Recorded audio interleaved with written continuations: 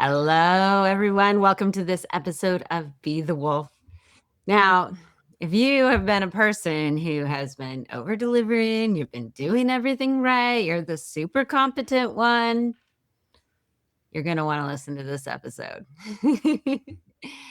And maybe you've even built all of that success, but you're feeling a little disconnected, like maybe you've lost your voice. Like maybe it's everything that you've built isn't even all yours. It's not really yours, that it's transformed into something different from what you originally wanted. You're going to want to listen to this episode. I'm here today with Young Han. He's a CFO, an entrepreneur, a father, and an operator who has built a full service company. And that's a success a lot of, but sometimes it can come with a cost until you figure out how to undo that cost and make things, where you have the success and the joy and the freedom and the fun and all of the vibrancy and all of the things that we really want. And some people think that you can't have it all, but I beg to differ. Thank you, Young, for being here. You want to give us just a quick little rundown of what you're doing for in your world right now in business? Yeah, thank you so much for having me. I'm super excited to be here with you. Appreciate you taking the time and letting me join you on your show. I have been on the shortest way of saying it is I've been on a 5-year sprint of trying to build something more than what I had. And I moved my family from San Francisco and I did the corporate ladder move up and did everything that everyone told me I was supposed to do. And I kind of crashed and burned about 5 years ago and moved my family sight unseen to small town Texas. And now we live in the country where my kids grow up in a nice plot of land and pick up frogs and crickets in the backyard. And I have just been figuring out what I want to do in the next chapter of my life. And back to what you just said, like, how do I do more and stop satiating with what everyone tells me is normal? And I've been exploring what that means for me and just trying to change myself to be that person that can actually encompass more. And so over the last 5 years, I've been designing this plan. And then over the last 4 years, I've been on a 5-year sprint. So I have one more year left. This is my last year where I've been building 5 businesses a year. And so I've just been on a rampage and trying to do more than normal. And back to what you said, be a great dad, have a great life, be financially free, and help a lot of Americans enter the middle class. Yeah. Love it. Mm, I love one of the things that you said is I did all the things that I was supposed to do. yep. And I think a lot of people can relate to this. And tell me about the journey of you doing all the things that you were supposed to do and what that led to for you. Well, for me, it was like in Silicon Valley, the culture is every geo has different cultures, right? And what success looks like. In New York, it's stereotypically finance, and in Silicon Valley, it's very much startup and venture backed companies. And the biggest things that you want to be known for are how much money did you raise? What's your title? Or what are you building? And it's kind of these weird accolades, right? That are just like almost hubris. And I was at the epitome of what you should be happy about. I was building robot baristas, just like the most excessive and unnecessary thing to be working on. And it was really fun. I should have been super happy. I should have been super proud, but I was just internally very depressed. Like, I turned 40 and I had 2 young daughters, and my value prop had changed, and I didn't know that it had changed and who I was evolving. And I was just so like bought into the ecosystem of like more and more and more, right? Just Yeah. raise more funding, get more investors, do the most ridiculous thing, and work on the coolest companies. And that ultimately led me to being very depressed. And that depression led to a lot of problems. Yeah. Tell me about your value system that changed and you didn't realize it. Tell me about that. Yeah, I mean, I didn't care about what company I worked for and what my title was. It just didn't matter as much as it used to. That was kind of told to me by the Silicon Valley social norm. And who actually started that fissure in my brain was my little brother. He moved to the Bay Area from San Diego when he had his kid to have the familial support with the kids. Right. And then right before he had a second kid, he moved away. He moved back to San Diego. And I was like, are you crazy? You don't want to be near family with kids? It's so hard, like you want to be as close to family as possible and you have kids. And he's like, I don't know if I could live here. It's like really hard for me. And I'm like, why? And he's like, I feel like I make the most money I've ever made in my life, and I'm the poorest I've ever been. And I'm like, that's so funny because that's absolutely how it is in San Francisco. And then the second thing he said, I'm just tired of people judging me for where I work and what I do. And I'm like, isn't that normal? And he goes, no, in San Diego, it's not like that. I'm like, what is it like in San Diego? They're like, they judge you on your favorite taco shop. And he goes, I want to be judged on my favorite taco shop. And I'm like, that is so fascinating. And that put a little flag in my brain to like realize that I was living in this ecosystem that just was, I just didn't know anything else. And so it really started opening my eyes to like different ways of thinking and living. And I don't know, I just started wanting more time with my kids and really Yeah. figuring out how to be a better dad and slow things down and not try to build the next most disruptive startup. And I don't know, I just got tired of disrupting. Like, why do we have to disrupt everything? Why can't we just like live like in Silicon Valley, everything needs to be disrupted. Like how we drink water, we have to disrupt it. How we wear t-shirts, we have to disrupt it. Like everything's trying to be disruptive, and it's fun and it's really, really great. If you want to disrupt something, it's a great place to be. But I think I was just at a point where I was just tired of trying to disrupt everything. And I just wanted to be happy and slow and be a good dad. Yeah. And yeah.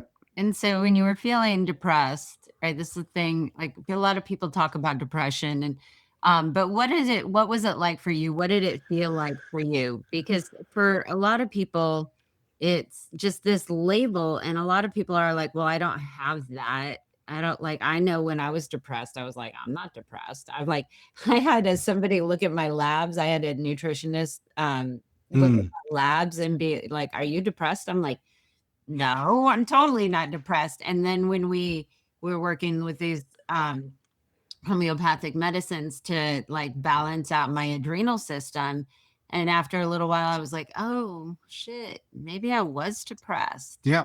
And so for Yeah. you, what was the symptomology of feeling depressed? Yeah, I felt the same as you. I didn't think I was, and I just kept going through the motions. But the one thing that was very obvious was my weight. I got the heaviest I've ever been.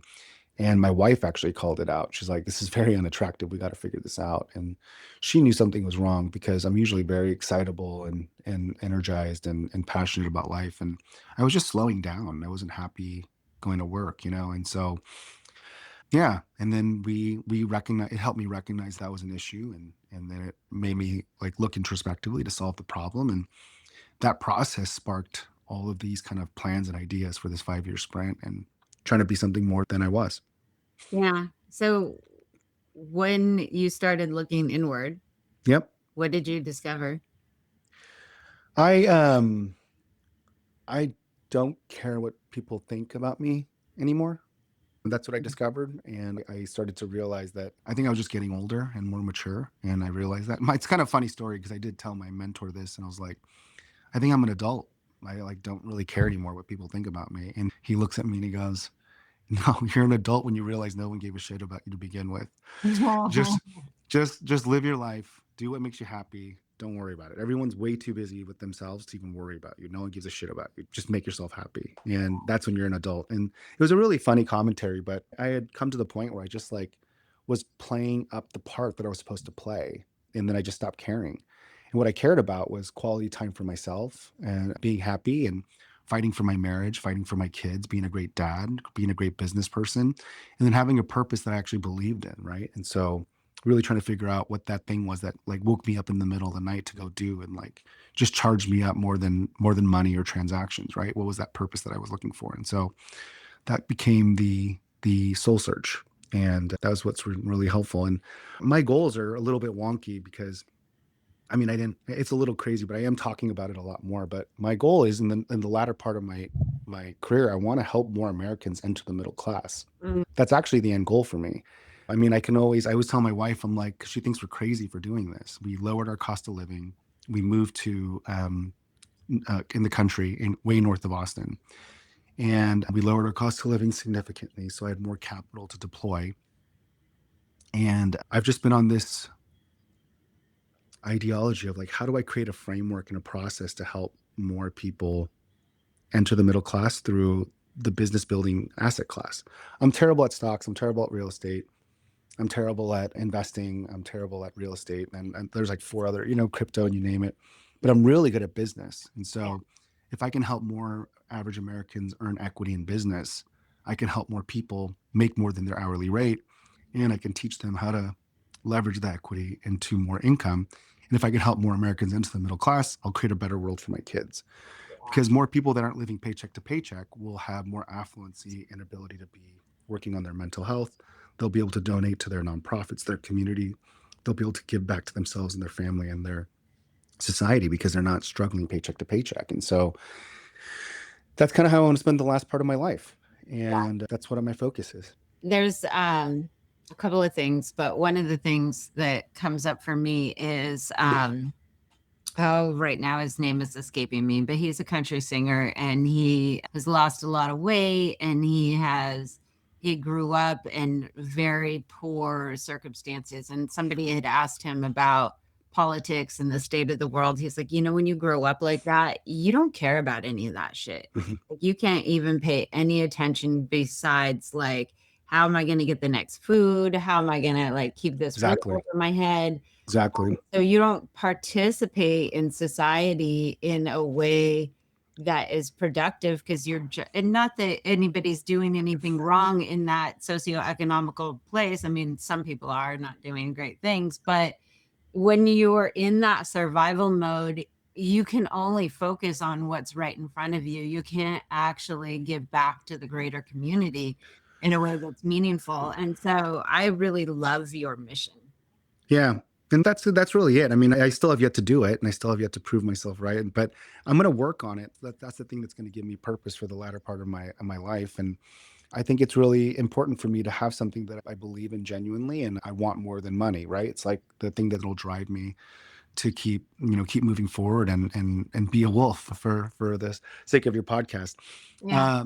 Yeah, and I think it's really meaningful to me, right? Because I think that it drives a lot of the stuff that I'm doing, and it makes me take more risks than I should, and it allows me to be a lot braver than I normally would be because I have a purpose that's bigger than myself, and it's been really good for me. It's been really good for me, and it's allowed me to meet some incredible people and develop really cool operating systems, develop some really great businesses, hire amazing people, give equity to everyday Americans and teach them what equity means and help them enter the middle class. I've already started that process and it's super gratifying, super fun. Yeah. So going back where it's a little bit before you like figured out the new path, right? The 5 year sprint and you were not feeling good, you were not feeling miserable, you hadn't realized that your values were changing and all of that. Was there a pivot point for you? Like oftentimes I think when people are in that place of doing what they're supposed to do, following the rules and blending into what everybody else around them is doing, there's this pivot point when you start to realize like what I'm going to lose is different. Like Tony Robbins has this quote that I really love. It says, "We change when the pain of change becomes greater than the pain of staying the same." Mm, And oftentimes we don't change because we fear loss. So yeah. in that place, in that like depression period before you shifted out of it, before you started shifting out of it and looking inward, was there a fear of loss for you of why you were staying in that? I think it's twofold, right? And there is a catalysmic moment that it was like a big aha moment for me. But I mean, there's two parts, right? One is I grew up super poor, and so I got to watch my dad immigrate here and follow the American dream. And we lived in a very low income area, and he owned a liquor store, typical to an Asian immigrant. And I grew up in that just kind of very low socioeconomic place, and we grew up incredibly poor. And so I got to watch this man through hard work and determination follow the American dream and be able to move us up the socioeconomic ladder in one lifetime, which was very, very interesting for me because I think it showed me that it was possible with a lot of extra work and sacrifice. And so if you can do that, I'm not saying it's the right for everybody. Most people don't want to do that. It's not worth it to them. But if it is worth it to you, you can do that here. And that really, really planted a big seed in my brain ever since then. The second thing that really turned me into this mode was I had a meeting with my financial planner when I turned 40 years old. And I spent 4 hours with them and I just went over things and and like kind of synthesizing what he was saying and the plan. And then I went downstairs and my wife's like, "How'd it go?" And I basically said the short way of explaining what he said is he wants us to live a really shitty life for the next 25 years so that we can hopefully live another shitty life for another 25 years and then pray to God we die by 90 because there's no money left afterwards. And she's like, "That's not what he said." I'm like, "I know it's not what he said, but that's basically what's going to happen because we'd have to set aside so much money to live such a mediocre life after retirement to do this." And I started asking all my friends, and they're like, "That's what it is. You shove it into your IRA, shove it into your 401k, and then you try to make as much money as you can in your retirement, and it's not as much as you need, and it's just the way it is. And everyone's living longer, so it won't go as far, and it just is what it is." And I'm like, "Man, this can't be it. This can't be what everyone's doing." And I'm talking to all my friends and everybody, and they're like, "That's it. That is what it is." And I'm like, "Damn, that sucks. I just like don't accept this." And that's where the 5-year sprint came from. Can I take a 5-year bet on myself? Because I could always go back to that. I could always go back to a W-2, shove away, 20% of my savings and put 10% into my IRA and whatever is allowed for my 401k and like just do the normal American thing, right? And live a mediocre life and then hopefully have a mediocre life in retirement. And then hopefully I die early enough that there's still money left, right? Like that's the average American. But if I took a 5-year bet on myself and threw all hell at it, right? Just full hilt, could I actually change the trajectory of my life and create financial freedom for myself to have more than that? And that's the bet. And God bless my wife because I convinced her to do it for 5 years. And I'm on my fifth year right now. Excuse me, a little tickle in my throat. I'm on my fifth year right now. And if it doesn't work out by the end of this year, we just move back and I go get a W-2 job and go back to the normal life that we had planned. Well, here's the thing that I mean, this is such a be the wolf thing. So there's a misnomer about the lone wolf Yep. in the story of wolves. So a lot of times everybody thinks that the lone wolf was kicked out of the pack, that he was ostracized, that he was banished.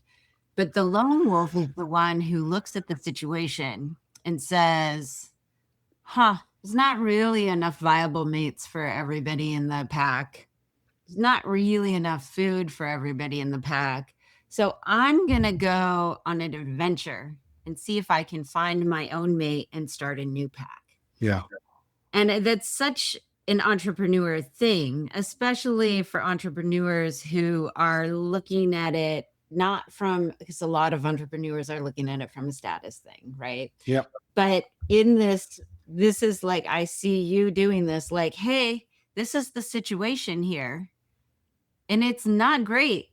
So am I going to sit in it and suffer and live that mediocre life? Or am I going to actually take some action and do something about it? And that's the place where not everybody gets to that. A lot of people are just perfectly fine, just staying in the status quo of how things have always been. But there are some people who have this, maybe it's a wolf gene, I don't know, but that where they know that there's more, there's something inside them that knows that more is possible. And when you know that more is possible and you have the tenacity and the willingness to go after it, you can create something different. But in that process, all that was has to be left behind and all that was has to die.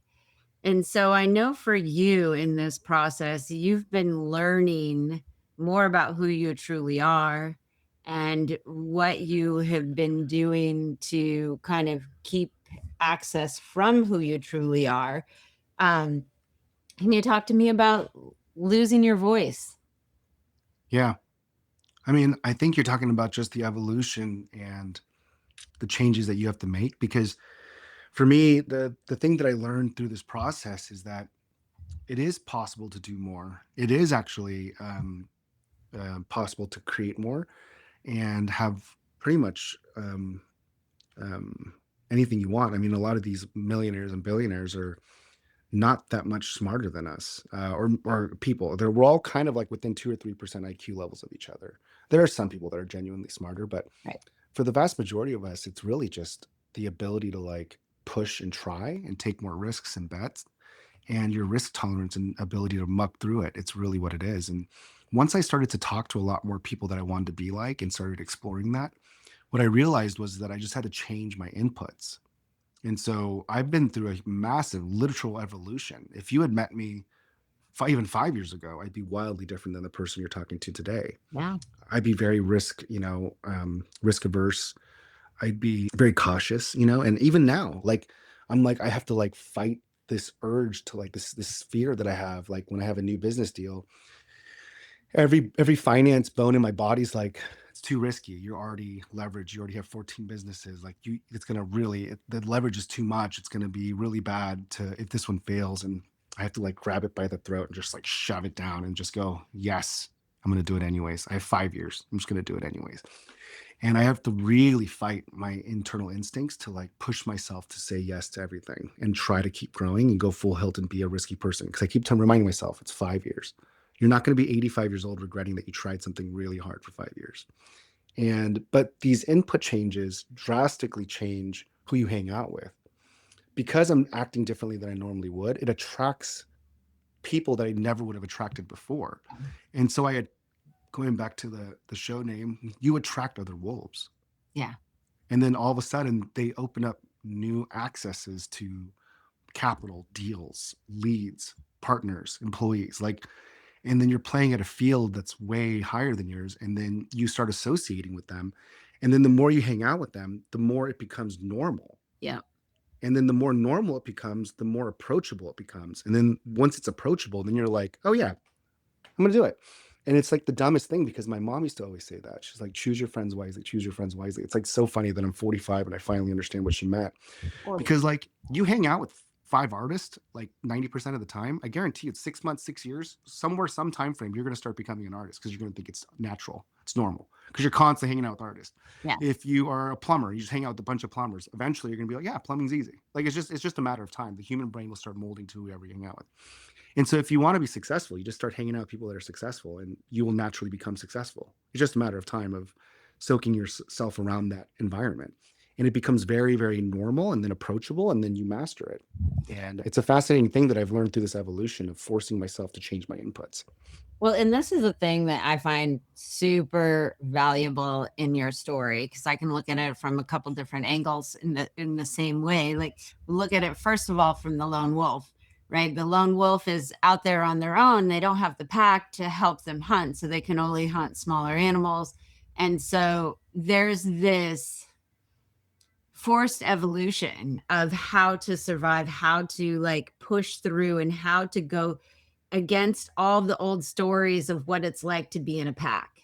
Mm, And so the lone wolf has to understand how to survive on its own and also how to survive in the pack. So it knows how to do both, but there's an evolution that has to happen of it surviving on its own. And so a lot of times if you're working with a coach or a mentor, they're going to speed your progress. Then they're going to hopefully push and push and push you because those moments that you talked about where you are like, well, I only have 5 years to do this. That you've given yourself a container to do this at speed. And when you do it at speed, you can't let the old way of being run the show because the old way of being is going to get you the old shit. And exactly. and Yeah. so yeah, your risk, it's like, oh, I have to I if I'm going to do this in 5 years, I have to take that risk. Yeah. And so it's this container of short and compression where like the wolf has to be able to survive, right? It's a container of short and compression. They have to learn how to be a new wolf in that time frame or they won't make it. And so a good coaching program, hopefully if you can handle it, you can handle that push and handle that like uncomfortability because when you try to do it slow, you're going to have to constantly fight that battle with the old self over and over and over again. But when you take the leaps that are bigger and faster, that old self has to fall away or else it just won't work. Yeah, and I mean, at a simpler level, I mean, I once I kind of had this epiphany, I really just started tracking all my hours. So even at a basic level, it's kind of fascinating how much you can control your life if you stay disciplined to it. But I just track all my hours. And so I started realizing that, man, the inputs really matter a lot. And so if you track your hours at the end of the month, at the end of the quarter, I just go back and I say, here's how much I slept, here's how much I worked, here's how much was billable, here's how much I did investing in building, like here's how much I spent with my kids. You just start looking at it and you color code it. You can do an analytical report on it.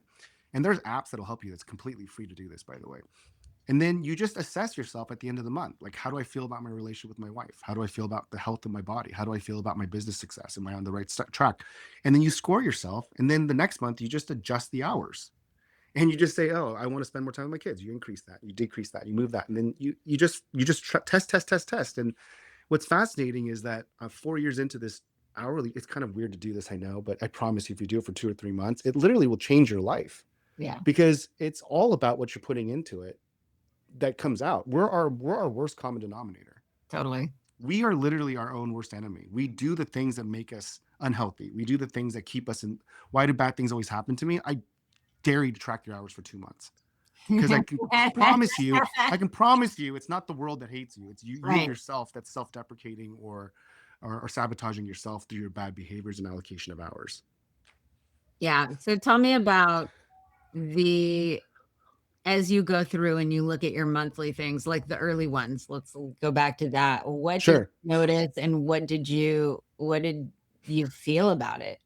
Yeah, I mean this the simple one was just doom scrolling, like spending way too much time on other people's content and like it was just so toxic and bad for the brain, right? Just like consuming everyone's like best moments on social media and just the copious amount of time that you would accidentally spend on it. Even if you budgeted like, hey, I want to do an hour, it's so addictive that it's hard to maintain that hour. You'd end up spending 2 or 3 hours on it.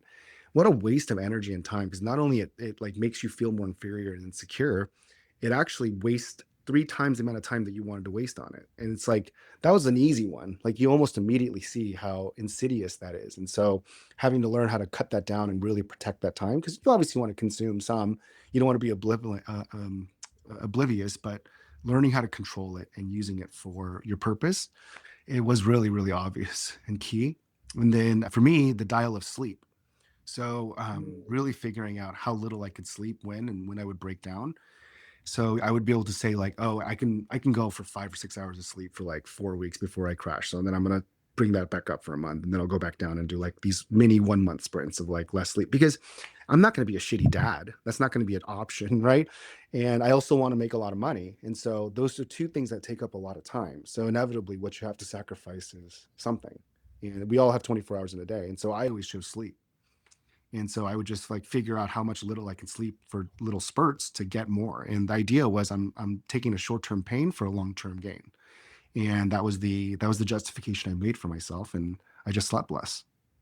Mm. It's probably not ideal, but it is what the decisions that I made. I don't really believe in balanced life. I think you get balanced results if you do balanced life. Well, I think that one of the things that's really great, it's like you're like the things that you're non-negotiably gonna not sacrifice is time for your kids. And one of the things that some people say it's like that your health is the number one thing. Like if you're not spending a certain amount of time on your health every week, you will like you're gonna burn out. But you've also got you're like, I'm only doing this for 5 years in this way, so you've got a little more latitude in the health in that way. For me, like sleep is a pretty big priority, even though I only sleep about 5.5 hours a night, because I know that everything that I do gets done faster and more effectively when I've had a good night's sleep. Totally. And health wise, it's actually the most impactful. I work with I'm a co-owner in a physical therapy business, and these doctors tell me like, you're so busy, like don't worry about your diet and workout. Like if you're going to do something minimal for the most impact, just focus on your sleep. So interesting, right? Because I'm always like, oh, I got to work out more, and it's like, dude, if you're going to work on anything because you have so little time, Yeah. just focus on your sleep. Sleep well. Learn how to sleep good, sleep long, and sleep as much as you can, and that'll have more impact than any diet or workout you'll ever do. And so it is powerful stuff. But yeah, that's the decisions that I made. And I started tracking my Whoop because I'm on my 5th year. Actually. Oh, really? That's awesome. Yeah. Yeah, I got a Whoop Yeah. about a year ago, and so I'm tracking all my health metrics because I'm kind of coming out of my 5 year sprint, and so I'm being a lot healthier this year, and I am tracking my sleep, and I picked up boxing and golf, and I'm working out a lot more regularly. So I am incorporating that more because I'm kind of winding down my 5 year sprint, and I'm not hitting the exact goal that I set for myself. I don't have 20 businesses that'll do a million each, but I'll probably have like 17 businesses that'll do way more than 20 million. So that was another thing that was a little bit of a surprise, a pleasant surprise. I mean, I have two companies that do over 5 million a year. So Yeah. and so I don't know. It's not like I set my goal, but I was also working off of limited information when I came up with my 5 year plan of 20 businesses with 1 million each. It was limited information, and then as I went through the journey, I probably won't hit that specific goal, but I'll achieve what I wanted to achieve, which was, financial freedom. Yeah. And one of the things that's really important, I think, to understand is like as you go through the journey, like people set a plan and they think the plan is so important, right? It's like, oh, I'm going to go to college, go to corporate, work up the ladder, and then do that life where, I talk to my financial planner and I'm like, oh, mediocre life for the next 25 years and then 25 years. And hopefully I'll die so that I won't be on the streets at 90. And like, so that's one plan, right? And people stick to that plan. Like there is no tomorrow. And, Nothing wrong with that plan. And I don't want anyone to listen to this and think that I judge or anything. I don't care. You live your life, you just got to be happy with it. If you know that's the decision you're making, just be happy. What I don't like being around is people that make those decisions and then are negative to me. yeah. Like, I don't like that energy. It's like, don't be insecure because I'm trying to do something different and bring me down. And I just cut those people out. I call them fountains and drains, right? So you're either a fountain or a drain. And I will never, my best friend is a W 2, and he'll never get promoted. He literally says, I don't want to get promoted because he loves his stable job and he knows exactly how to run it. He knows exactly who his boss is. He knows exactly his team, and he can be amazing. They've asked him to promote like 2 or 3 times. He's like, so I'll get like 20% more pay for like 50% more work. Like, why? I have a great life. He gardens on the weekends. He has a very diversified, balanced life. And I respect that because he knows exactly what he's sacrificing for what he wants. And as long as you're happy with it, I'm happy with you. But the problem is that there's nothing wrong with it. I just think that a lot of people get frustrated with me, especially as I start to achieve these success milestones, because they get upset that they're not doing. I don't know. I think it's Right. more to do with Yeah. them than me. Yeah. Yeah. It usually does have more to do with them than you. But who are the people that are getting upset with you? If you found? Mentors, old friends. I mean, I've lost a lot of friends through this process. Yeah. Yeah, I mean, it's weird. It throws people off. It's not a normal thing to do. Of like, hey, I'm going to try to be a multimillionaire and not work. Like, it's it makes people feel weird. Yeah. It's just, yeah, it's a very unnerving thing to say to people, and then they know you when you were an idiot in high school and you used to smoke weed with them and do dumb things and get suspended together, and then all of a sudden you're this guy that's like doing these things, and it's like it's hard to like process that. But I've lost a lot of friends in this 4 year journey. But here, this is the thing. I talk to a lot of my mentors and friends that are already successful, and they say, believe it or not, it's like they all support you until you actually do it, and then they don't support you. And Yeah. then when you actually make it, they come back and they say, oh my god, I always knew you were going to do it. And Yeah. when you make it, and then the other thing that they always say is, you can always rebuild those friendships when you're rich, because not a single one of them won't want to be your friend when you're actually made it and rich again. So you can always rekindle this. But they're like, you won't want to. Yeah. You won't want to. Yeah. Because you evolve and you change so much and you have to let go of so much of the stuff, the emotional stuff, the psychological stuff that keeps people in that place in order to actually break out of what you grew up in. Totally. It's brutal. It's brutal to say it to people, but if they keep having a victim mindset, have no agency, and it's always someone else's fault, you have to dissociate yourself from those people as quickly as possible, even if it's family, Yeah. because it's so insidious. It's so it's so pervasive. You don't even realize it's making you insecure. You don't even realize it's impregnating you with like these negative insecurities. You just don't even know it. It's just so insidious. And so you have to disassociate yourself when you're in a risk taking mode and building. And you have to surround yourself with people that are building with you, or, doing. I had a really good friend. He's a really good friend now, but um, he literally. I mean, it was amazing. He came over and we this first time we met, and he's just asking me everything. How much money do you make? What are your gross margins? What's this? Da, da, da.